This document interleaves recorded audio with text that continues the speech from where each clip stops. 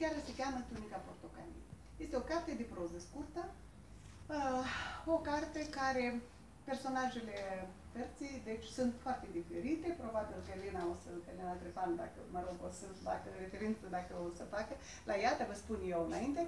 Deci sunt personaje care sunt de aici, de la Chișinău sau din Moldova, sunt personaje care locuiesc în România sau au trăit cândva în România și după care s-au stabilit la Paris, sunt personaje care au trăit acolo și s-au întors înapoi, sunt personaje care sunt tipic franțuzești. Deci e o carte, așa aș zice eu, cu arie mai largă de...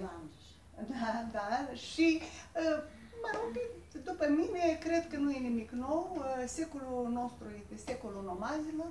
Noi avem această dexteritate de a ne mișca foarte liber, ales acum, oriunde vrem să stăm.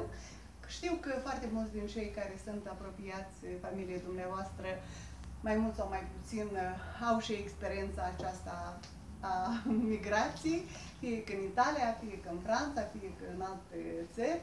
Deci mi se pare că suntem în temă, suntem sincronizați cu ora pe care o trăim, cu ora, mă rog, secolului nostru.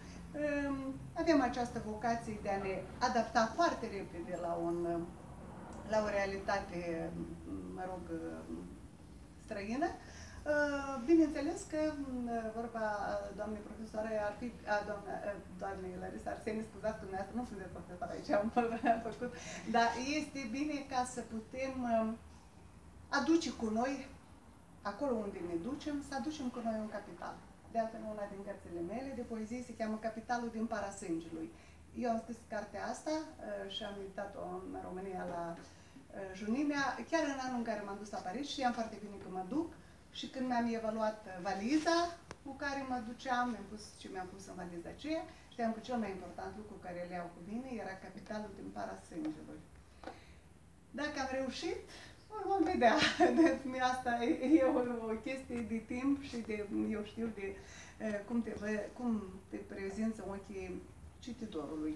Pentru că dumneavoastră sunteți acei care aveți un verdict